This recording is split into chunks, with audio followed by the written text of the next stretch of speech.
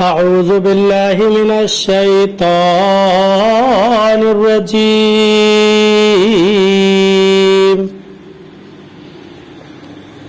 بسم الله الرحمن الرحيم.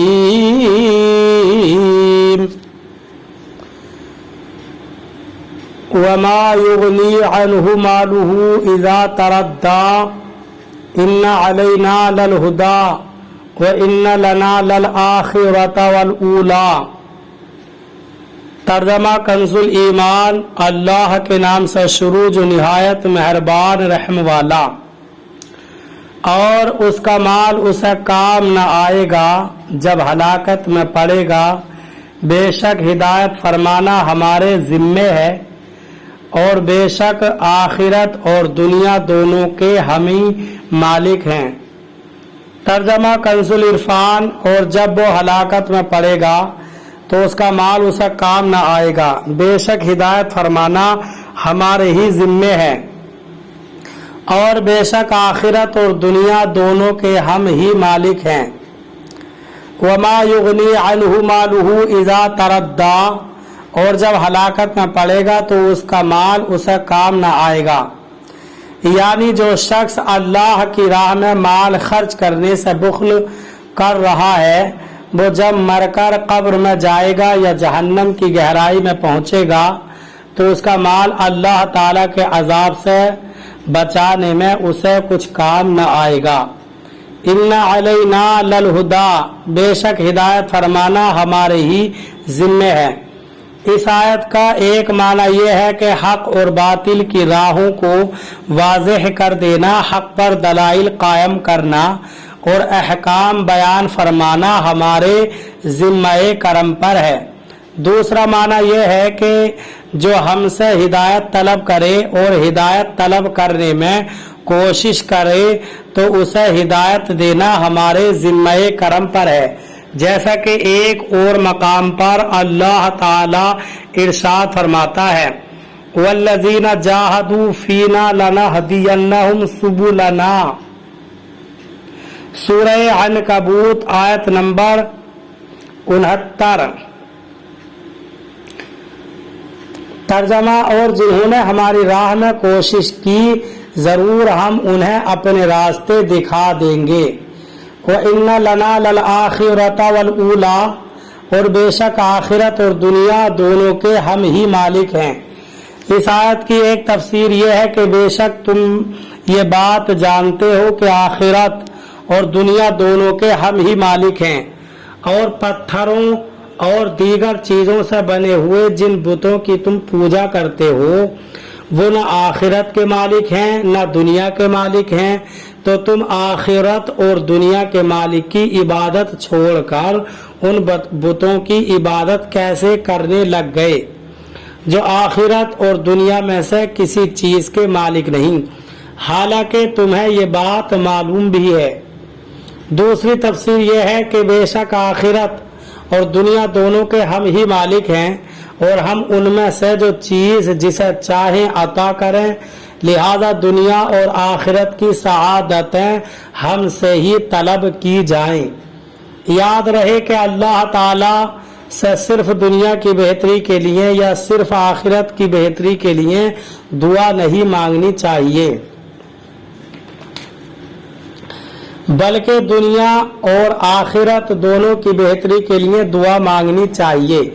جیسا کہ ایک اور مقام پر اللہ تعالی ارشاد فرماتا ہے فَمِنَ النَّاسِ مَن يَقُولُ رَبَّنَا آتِنَا فِي الدُّنْيَا وَمَا لَهُ فِي الْآخِرَةِ مِنْ خَلَاقٍ وَمِنْهُمْ مَن يَقُولُ رَبَّنَا آتِنَا فِي الدُّنْيَا حَسَنَةً وَفِي الْآخِرَةِ حَسَنَةً وَقِنَا عَذَابَ النَّارِ أُولَئِكَ لَهُمْ نَصِيبٌ مِّمَّا كَسَبُوا وَاللَّهُ سَرِيعُ الْحِسَابِ. سورہ بقرہ.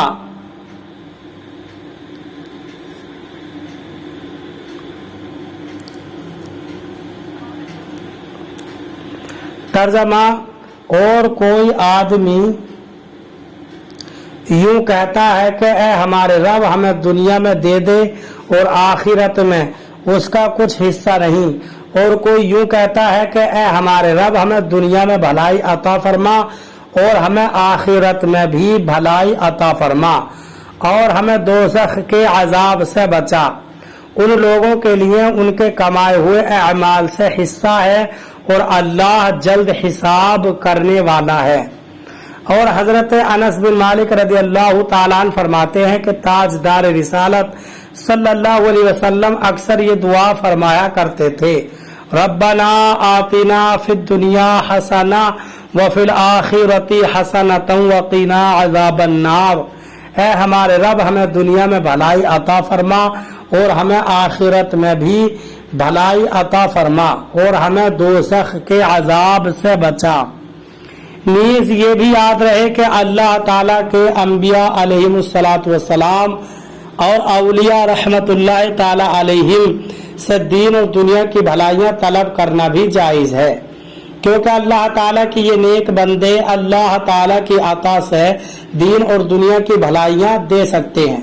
اور یہاں ہم صرف صحابہ اکرام رضی اللہ تعالی عنہم کی سیرت میں موجود اس کی بے شمار مثالوں میں سے چند مثالیں اختصار کے ساتھ ذکر کرتے ہیں، تاکہ یہ بات واضح ہو جائے کہ اللہ تعالی کے علاوہ کسی اور سے دین یا دنیا کی بھلائیاں طلب کرنا شرک ہرگز نہیں، بلکہ یہ صحابہ اکرام رضی اللہ تعالی عنہم کا طریقہ رہا ہے۔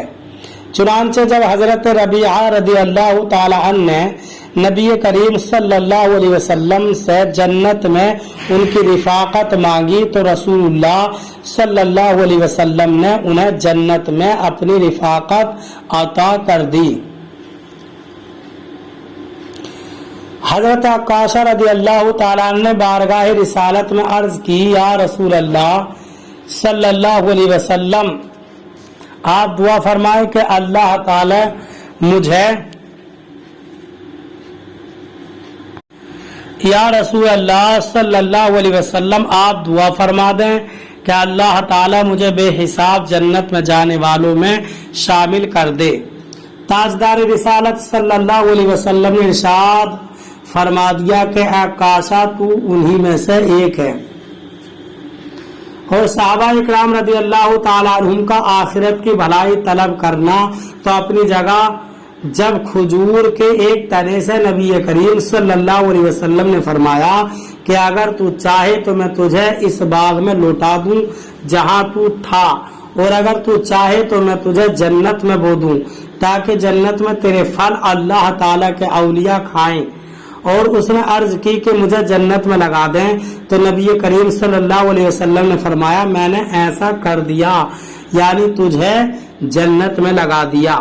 غزوہ خیبر کے موقع پر جب حضرت سلمہ بن اکوع رضی اللہ تعالیٰ عنہ کی پنڈلی پر چوٹ لگ گئی اور وہ بارگاہ رسالت میں حاضر ہو گئے تو رسول اللہ صلی اللہ علیہ وسلم نے ان کی پنڈلی کو درست کر دیا، اور مدینہ منورہ میں رہنے والوں نے ایک بار حضرت عائشہ رضی اللہ تعالی عنہا سے قحط کے بارے میں عرض کی تو انہوں نے رسول کریم صلی اللہ علیہ وسلم کے روضہ انور کی چھت میں روشن دان بنانے کا حکم دیا، اور جب روشن دان بنایا گیا تو اس قدر بارش برسی کہ گھاس اگ گئی اور اونٹ موٹے تازے ہو گئے۔ فَأَنذَرْتُكُمْ نَارًا تَلَظَّىٰ لَا يَصْلَاهَا إِلَّا الْأَشْقَى الَّذِي كَذَّبَ وَتَوَلَّىٰ۔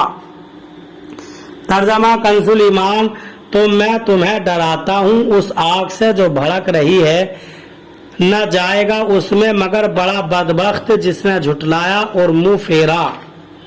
ترجمہ کنز العرفان، تو میں تمہیں اس آگ سے ڈرا چکا جو بھڑک رہی ہے، اس میں بڑا بدبخت ہی داخل ہوگا جس نے جھٹلایا اور منہ پھیرا۔ فَأَنذَرْتُكُمْ نَارًا تَلَظَّىٰ، تو میں تمہیں اس آگ سے ڈرا چکا جو بھڑک رہی ہے۔ اس آیت اور اس کے بعد والی دو آیات کا خلاصہ یہ ہے کہ اے اہل مکہ میں تمہیں اس قرآن کے ذریعے اس آگ سے ڈراتا ہوں جو بھڑک رہی ہے، اس میں بڑا بدبخت ہی ہمیشہ کے لیے لازمی طور پر داخل ہوگا، اور بڑا بدبخت وہ ہے جس نے میرے حبیب صلی اللہ علیہ وسلم کو جھٹلایا اور ان پر ایمان لانے سے ان سے منہ پھیرا۔ اللہ تعالی ہمیں قرآن کریم پر صحیح معنی میں عمل کرنے کی توفیق عطا فرمائے۔ برادران اسلام، آپ تمامی حضرات سے گزارش کی جاتی ہے کہ خود بھی قرآن کریم کی تلاوت، ترجمہ اور تفسیر سماعت کیجیے، اپنے عزیز و اقارب اور رشتہ دار کو بھی شیئر کیجیے تاکہ آپ اس کے ذریعے صدقہ جاریہ کے